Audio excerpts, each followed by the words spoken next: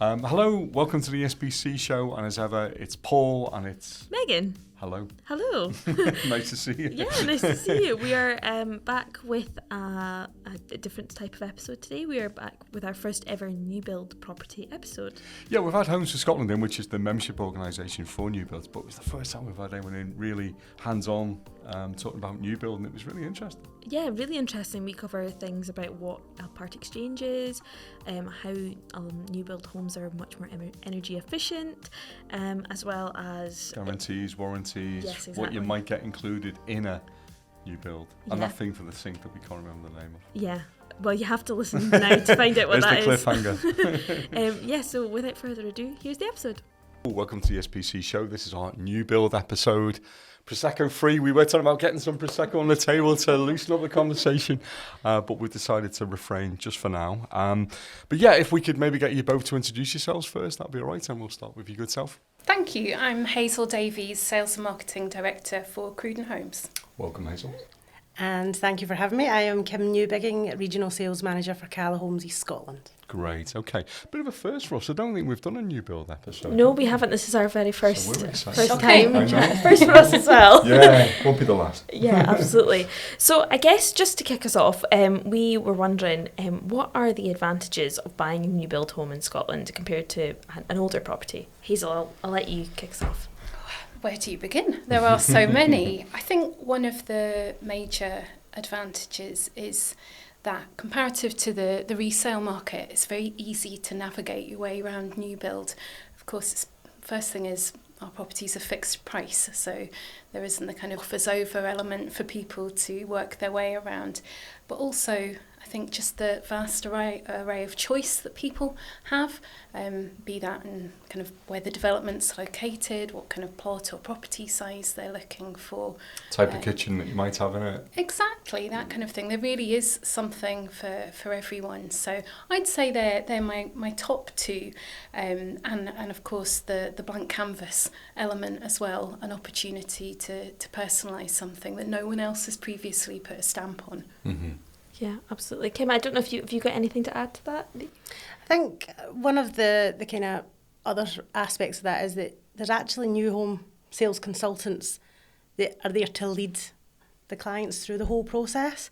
So whether it's somebody that's experienced, that's bought numerous homes, or whether it's somebody that's a first-time buyer, these people have got the confidence, and they've got the experience, and they're on hand from the very early stages right through to legal completion. So I think that's a big one that's quite different, because not everybody knows how the process works. No, yeah, is there generally somebody in the site office then? So if somebody wants to go and view a new build, there's somebody there most days. How does that work? They vary from development to development. I think most are 5 days. You'll get some that are 7 days, some that are by appointment. So it just depends on the nature of the development. But most builders are open pretty much daily if you want to go along.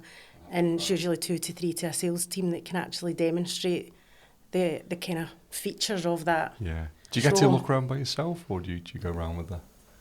Well, I think it depends on the individual. I think there's a lot of value that can be added by the sales consultant accompanying someone around a home, but some people do need the time as well to come back once, twice, 3 times, sometimes more, often more. With mum. Bring the whole family. Yeah, bring the family, because it's a big decision, right? Yeah. So I think people need to take their time, and they're encouraged to take their time to make the right decision. And if that means spending a little bit of time ensuring that you're making the right choice on your own, then that's absolutely fine.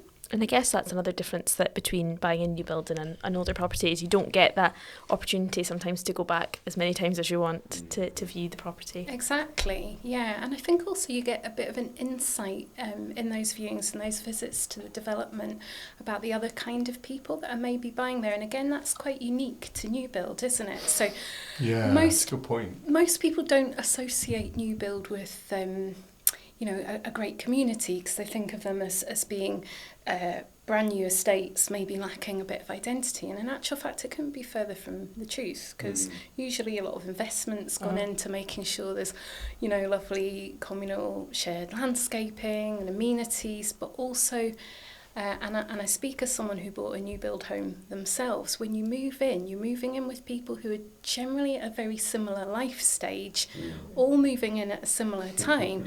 And actually, it's a great social network. All meeting at the school gates. Exactly. And then you move Yeah. as your families grow older, you move through, and you build some really great friendships because of that, I think. Because each development's got its own demographic, so you'll sometimes have a mixture depending on the product that's on the actual development. So if it's apartments or townhouses or detached, you'll have a whole array of people that will actually live there. Sometimes in certain areas you'll build new build developments because of the schooling or because of where the location is, and you kind of tend to get the demographic when you kind of going through the land stages of who's going to be the people that will buy there. Yeah. So you know a lot of the types of people that will move in, the reasons why they're going to live there, and I think that's just touching on your kind of point of the community aspect. That's a big responsibility, isn't it, for the person who makes that judgment call? You can only go on the facts, can't you, right? We think it's build a 4-bedroom family homes here or build semis or wherever, and hope you get that right, but it sounds like you do, because these things sell rather well, don't they? They tend to, yeah. I mean, mostly we do get it right. Yeah. Occasionally, the market changes from the point at which you're going through planning, but that's just the nature of property generally, isn't it? So it keeps us on our toes. Yeah. You've got market research, and you tend to look at all the different surrounding areas, and then you start to build up a picture from there. So I would say it's probably a very educated. I would, it's not just a punt. Indeed. Well, his question. So we've already spoken about the difference between sort of new build and I'll call it second-hand property. But how does the process of buying a new build differ from buying a resale property? Is there a major difference in terms of the process? Depends if it's built, I would imagine. That must be a factor. I mean, we touched on the fixed price element. Yeah. That's the first part of the process, I suppose. So, the price is the price. There may be some negotiations surrounding some incentivisation, but actually the process of buying is really pretty straightforward, I think, maybe compared to second-hand homes. And I think that therefore makes the process a bit more stable, if you like. So, and there wouldn't be a change. Exactly that. There's less risk of things falling apart because of chains when you're buying something new and direct from the builder. Yeah. So that's where I would see the kind of key difference. Yeah. On top of that, you've also got panel experts. So you've got financial advisors that they know the mortgage products, because you can get different mortgage products for new build properties. You can get green mortgages for properties that are obviously a certain energy efficiency, and they've got the knowledge and expertise on them that they can look at a client's individual case and say this is the best route for you to go. Sure. And then again, panel solicitors that they can obviously help clients understand how much it's going to actually cost and solicitors' fees, and they know the new build process. They do all the land checks and the titles, so they've got all of that information. So when they're doing multiple purchases, they actually can make it a bit more stress-free for the clients, because they know what that development's all about. Sure. And in terms of the development, sometimes, just say the property might be built, and other times it might still just be a plot, and people can reserve a plot. How does that work? So you could be buying really at any stage, and I guess, of course, for both Kim and I, we'll have developments where we've got plots available to move into now that someone can physically go and view, or something that they're buying entirely off plan, which is quite a different process. There'll be a waiting time, I would imagine. Exactly, and that, I guess, typically might be somewhere between 6 and 9 months, maybe slightly more, slightly less, and then you are making your purchase choices kind of based on either something you've seen from a show home, and also the process of going through very acutely all of the plans and technical specifications for the property, which again is where the sales consultant, the site team come in to support you through kind of understanding what that off-plan purchase looks like. Sure. Okay. Perfect. And so, what kind of incentives or schemes do you are available when you purchase a new build property? There's quite a few different ones actually, probably more than people are aware of. And I think the main thing is actually understanding a client's circumstances in the first instance, because they'll just see incentives advertised, or they'll see it in day-to-day advertising, and they don't necessarily know what's the best incentive that would suit their individual requirements. So it's speaking to the panel financial advisors and seeing on their situation, is it a financial incentive which comes in the form of an LBTT contribution or mortgage pay, which again is really good for first-time buyers, because we can actually pay some of their mortgage from the first 12 months or up to the first 24 months. And again, that's given them a really good step onto the kind of ladder, as they say. It can then also develop into like a part exchange, where you've got people that are wanting to upsize or go up in price. And that again comes with its own level of benefit. I think part exchange is a very good tool. So there's quite a lot of different ones out there. Yeah. I think, to simplify it for people who might be thinking about buying a new home, you can broadly categorise those incentives into, as Kim said, the financial ones, the non-financial ones. So that might be providing flooring throughout, or some turf or landscaping, or optional extras, or the helping you move ones, as you said, the part exchange and the assisted moves. And I think that the point you made, Kim, is a really valid one. Having that discussion and getting to know the customer can really help you tailor a package that really suits their requirements and that will get them the best deal to help them move forward. Yeah, I mean, we've come a long way from free carpets and curtains, haven't we, I think, is what you said. Yeah. So popular. Well, I'll take that. Yeah. I used to be it, or you could choose the colour of the bathroom. It was in the 80s, I'm going back to now, the Whisper range. There was Whisper Pink, Whisper Grey. Yeah. You're just looking at me, aren't you? Okay, Sounds like a Farrow and Bull palette. I think one of the really interesting things that's come onto the market this year that a lot of home builders are participating in is the Own New Rate Reducer initiative. I don't know if you're aware of that. Yeah. So it's where the home builder, we've partnered up with Own New, and it, instead of providing financial incentive to the customer, you're introduced to the lender. Effectively, the home builder makes the contribution to the lender, and what that does is provide access to lower rate mortgages for the customer, and that can, in some circumstances, obviously it varies depending on your level of deposit. So it's a co-fund of the deposit, or subsidising the deposit? Is that it's what effectively just providing access to lower rates. So that could be as low as 1.1%, which, when you think about what the rates might be on the market, if you were just to go to the open market, it can be a significant saving of several £100 for the initial period. So it's just another good tool to have in the toolkit. It won't suit everybody, but it absolutely will suit some people who are looking for some cost certainty in terms of outgoings. Sure. Okay. Well, I'm going to go back to one that we just touched upon there, which is part exchange. Can we maybe just walk through how that actually works in terms of a process? I mean, Kim, do you want to maybe kick us off with that? I think the main thing to understand with part exchange is to try and make it quite hassle-free and stress-free, and that's why a lot of clients actually want to use it. So you would get 2 independent estate agents and a surveyor that would come out, and they would actually view the property, and they would report back to us on any of their findings or any comments that they have with each individual one. And we would look at that and see whether we can actually make an offer. And it's usually based around about your kind of 100% market value. Yeah. Do you take the 3 and try and work out the average of the 3 valuations then, or is it? Yeah, and if you've got really good panel estate agents and surveyors, they all come in very close. Yeah. I think if you've got something that's very unique or very bespoke, that's the challenge, isn't it? You can have quite different valuations. And again, it's actually understanding like what comparables have they used, because they will take into account what's the surrounding area, what the market conditions are. And again, it's just the client's understanding, like, where do we get these figures from? So it's really good when they actually come in and they're all collectively quite close.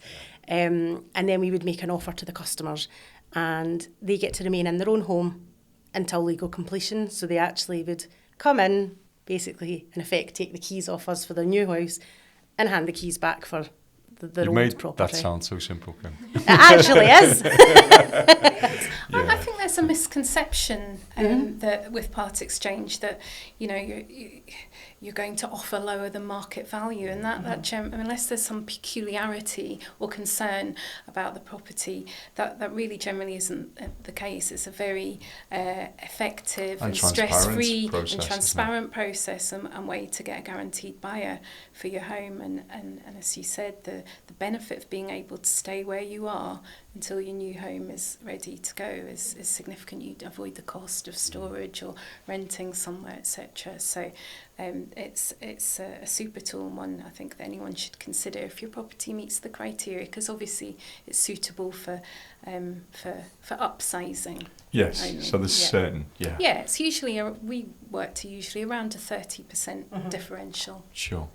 It was one of the hardest jobs I ever had. I used to work in a estate agency, and you do part exchanges for the builder, and you go and see the seller, and the seller would say, so how much, and you couldn't have that conversation, I think it's probably still the case these days, because you were reporting back to the developer, and it wasn't really to the seller. Yes, so with part exchange we tend not to, we ask the agents and valuer not to have that discussion direct with the customer, but an alternative to part exchange, if part exchange isn't suitable because of the value of the property or maybe the timescale allows, is assisted move, where we're not buying that property in, but we're going to assist with the marketing, appoint the agent, cover the costs of that for a customer as well. And that's another great alternative for buyers. It gives them the option to have the control over how and for how much their property is. And it takes away a bit of that stress, because you're managing that relationship, aren't you, with the agent?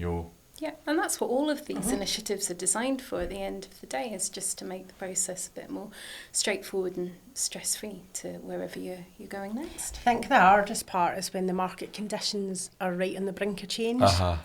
Because through different periods you'll see where people might not want to use it because the market's really rife, and they'll sell in a matter of days or hours, depending on the property. But when you start to see it changing or it slows down a wee bit, is getting clients to understand that the market has changed, so the valuation of what their property might be worth can differ as well. And I think that's probably, I don't know if you would agree, Hazel, but I think that's sometimes where you find is more an education piece of trying to take them on that journey. But it definitely is an absolutely beneficial tool. Yeah, I just say it's worth what it's worth at that moment in time, isn't it? And, whilst you want to buy it, you don't want to be holding that property for 5 years because you then can't sell it. So it has to be fair to each party, I think, doesn't it? Is the take home.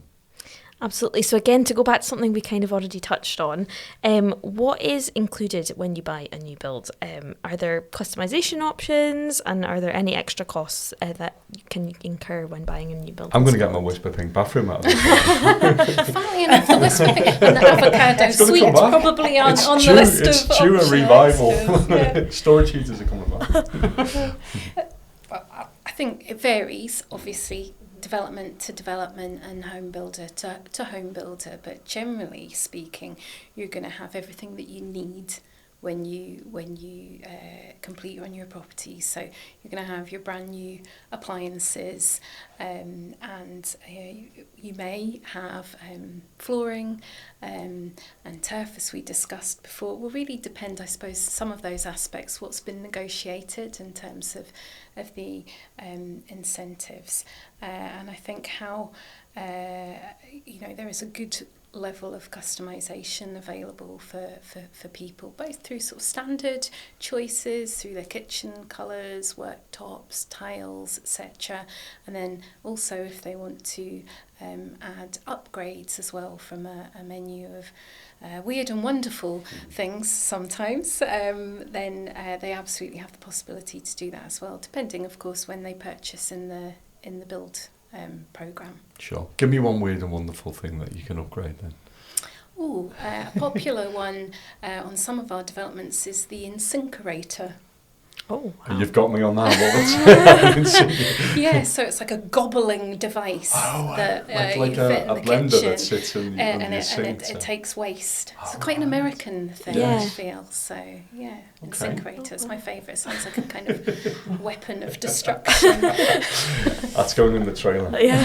I think we would probably, I mean, Cala, we do build to quite a high specification, so a lot of things are included and goes right down to the fridge, freezer, your dishwasher. We've got wardrobes in all the bedrooms. So when you come to the design service, it's more a nicety than a necessity. Kind of touching on what you were saying, Hazel, it's people can pick the colours of their kitchens, but they can also then add to that. So you get an optional extras price list, so it's all there for clients to see how much it would cost to add in extra additional pieces. Could be silestone, it could be wine coolers, seem to be quite popular actually. And that just allows clients to put their own individual take on how they want that new build to look. But again, it can be dependent on the build stage of, more so going back to when you touched on, if it's off plan. Yeah. If the sooner you get in, the earlier you get in, you've probably The got more say you've got in the say spec, and you've got more choice out there. If you come a wee bit later, it is maybe more of a finished property, and you've got the flooring included, as Hazel said, with the turf that's maybe already added in as an incentive. So there is probably pros and cons to both sides. Okay. Can you have AstroTurf or grass? We don't do AstroTurf. Just asking. We Just curious. only on selected developments, I think, have we previously done Astro. So it's not that we've never done it, but we don't tend to offer it as an optional extra. It's more we've added that in when we've kind of designed the development. Yeah, and I say just going early, isn't it, really? Let's turn to warranties and guarantees then. So when you buy a new build, I'm just thinking you don't want to cut your grass. No, I'll tell you what it was. I was out for a run the other night and I was running down, and sometimes take your mind off the run. I was looking at everyone's front garden and I was like, oh, that's AstroTurf, that's real grass. And it just keeps me going, so I wasn't thinking about the run. And then I started thinking, well, what about new builds? Do they have that as an option on? That's where I was at. That's where my head was at. Interesting. So warranties and guarantees come with purchasing a new build. I guess you get some things at the start, do you? Guarantees? We have an aftercare service that is through our customer service team, and that lasts for 2 years. So if for any reason that there was something that happened, there is a dedicated team there to be able to be on hand to help with that. You also, through an insurance-backed body, is a 10-year warranty. Now, there's a few different companies out there, but people have maybe heard more commonly of like NHBC or QAssure, and they're there for more of a kind of structural guarantee that in that 10-year period, if something went wrong, it could be walls or roofs or... Yeah. So they some would sort be there. Of defect could manifest itself or not. Yeah, so they're there to help and assist with that, but that's kind of over the 10-year period. Yeah. Nice safety nets, not going to be used often, if at all, but it's nice to have these things, isn't it? I think it's reassuring, and again, I think that's, again, looking back to what's the differences maybe between purchasing new and purchasing a second-hand property, is that reassurance and peace of mind that you do have this extra layer of protection. You're very well looked after in the first 2 years, as Kim said, by the home builder. And in years 3 to 10, you've got the remainder of your warranty. So I think that provides a really good level of protection for home buyers. So in terms of something that's a bit of a hot topic just now, is energy efficiency. So how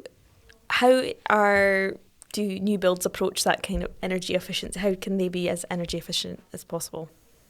Well, this is an interesting one because the short answer is your new built home is going to have excellent energy efficiency credentials generally compared to second-hand homes. So I can't remember the exact statistic, but I think most new built homes in Scotland are EPC rated A or B compared to, and this is probably a UK average of 3% for second-hand homes. So already you're starting from a good place, and Scotland has some of the most kind of rigorous building regulations within the UK, so we're actually a step ahead of some of our counterparts.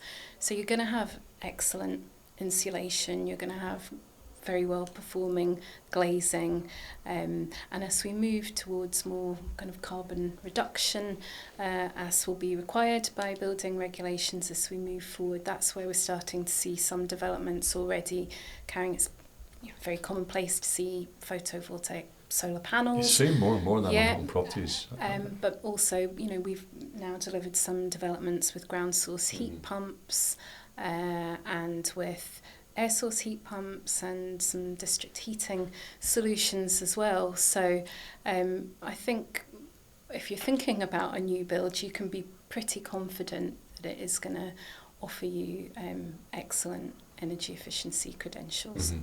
Mm-hmm. I think it's just a natural process going forward that with the way that the design and build is naturally, industry-wide, we're all looking at how do we move things forward, how do we go with the times, and just as Hazel touched on, you've got your PV panels, your EV charging, district heating is coming. It's not, we've got one development that's just about to launch that'll have a district heating system, and I think there's obviously a few others out there, so it's very new just for people. For those people who don't know, sorry to interrupt, really that is the heating provided from a central source, isn't it, for that entire development, which is completely different than having your boiler upstairs or wherever, isn't it? It's a completely new way that we need to think about it, isn't it? It is. It's a real education piece for us as Yeah, home builders yeah. as well. Our technical teams are all over it, thankfully. But from a sales perspective, some of it's quite tricky to get your head around. And the first time you see the kind of kit that comes with the ground source heat pump, it's so different to anything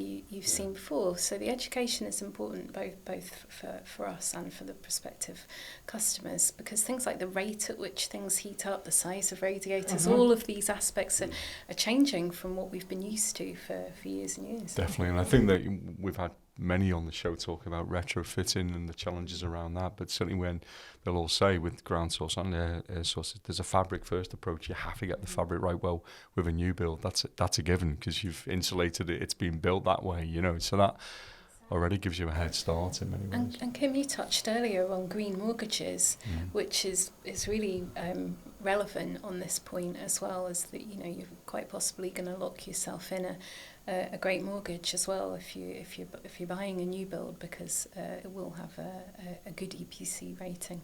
Definitely. I mean, we are in a state of flux of it, but you can see the way, as the saying would be, the direction of travel is very much around energy efficiency, isn't it? Mm-hmm. And the cost of your bills, they're expensive. It's quite scary, and I think that's something as the kind of new build industry we understand is you can look at a sales team or a construction team and you can say to them, this is the new development and here's all the new technologies, and you can see it in their faces.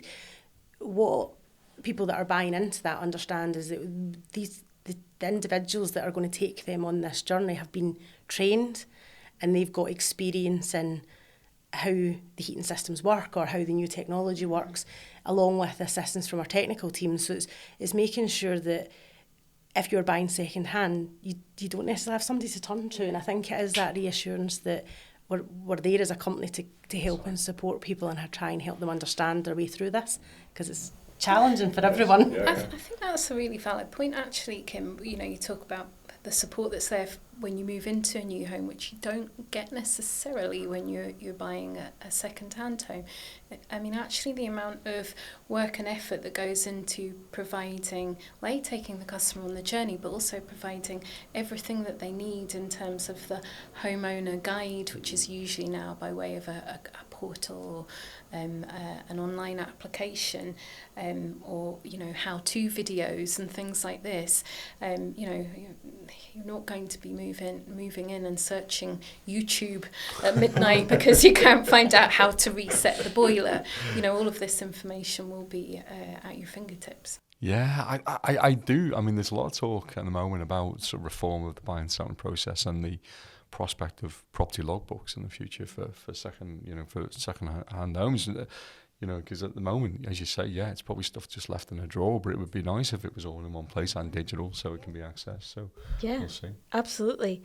And so if a buyer has now moved in, what should they look out for during the snagging process? And also maybe would you be able to explain what the snagging process is as well? It's, first and foremost, properties are man-made products. So that is one thing that we we do need to obviously to kind of touch on. But I think it's gone back to that, if for any reason, we put our properties through quite rigorous checks, not only from our construction team but our senior management team, and we try and eliminate if potential snags that may happen.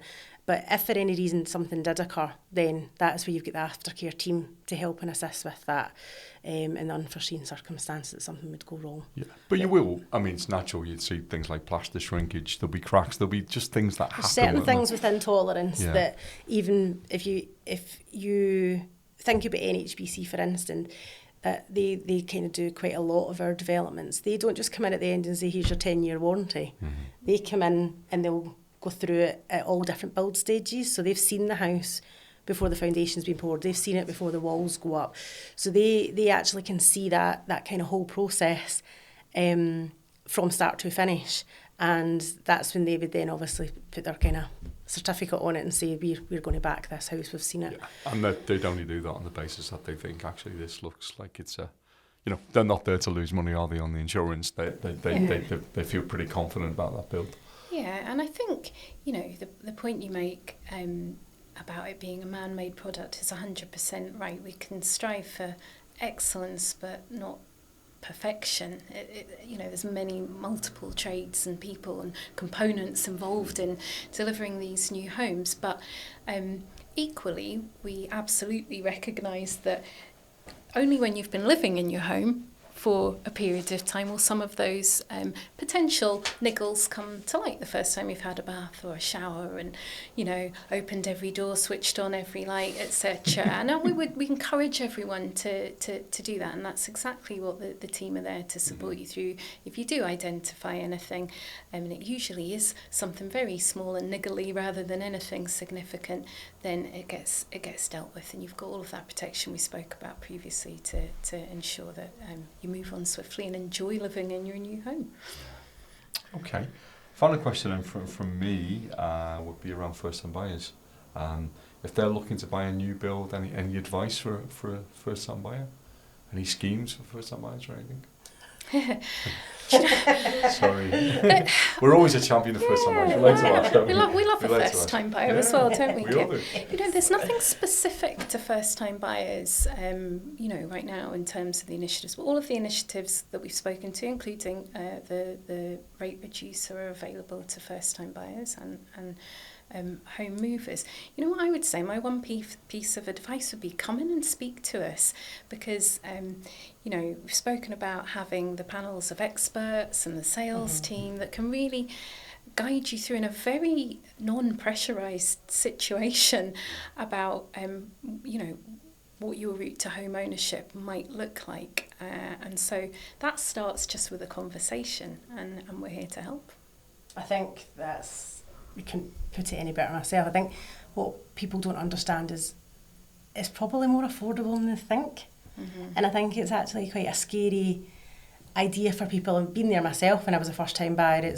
I worked in the industry, but when you're actually going through that process yourself, it's like, what can I afford, and what is the monthly payments going to be, and how much is it all going to cost? And you can Google as much as you want, but because it's so varied and there's so many individual requirements, even for mortgages and qualification processes of how much you can actually be able to lend, and the different incentives, and first time buyers getting their head around them, it's a lot of information. So it's going back to that, opening the conversation, because if you don't speak to the builders, you're not going to get the expertise that's actually out there. So it's trying to open that.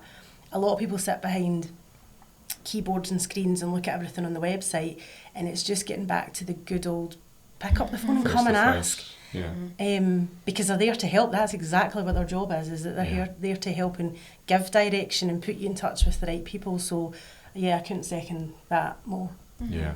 Might you throw in one of those things for the sink if they ask you really nicely? Not sure it's at the top of the first time buyers wish list, but more of the downsizer likes an instinct. I think it's come back to your carpets and your blinds. Yeah, that's what it's all about, I think. Okie doke. Okay, well, thank you both very much for coming on. We really appreciate that. I think there's some really valuable advice in there for anyone who's thinking about buying a new build. And yeah, we really appreciate you coming on and speaking to us today. Thank you for having us. Demystify things for us both. So yeah, thank you, Hazel. Thank you. Thank you very much. So there's the show. I enjoyed that. I thought we covered an awful lot in that, and certainly lots of interesting things about new build and also energy efficiency and where that's going. Yeah, and Paul will only be getting a new build if it comes with AstroTurf. Whisper great bathroom suites and AstroTurf. I'm a man of my time. Yeah, absolutely. We'll have some links below so that you can find out more about the our two guests that were on today.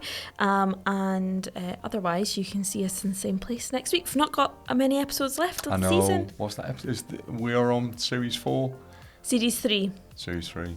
I called it Series 2 the other day, so it's, yeah, Series 3. Series 3. And yeah, we've only got a few episodes left before the summer. But we've got over 52 in the back catalogue now you can watch. 52, 53. If you're looking for something to do over summer. Yeah, absolutely. So yeah, join us in the same place next week. See you then. Take care. Bye-bye. Bye.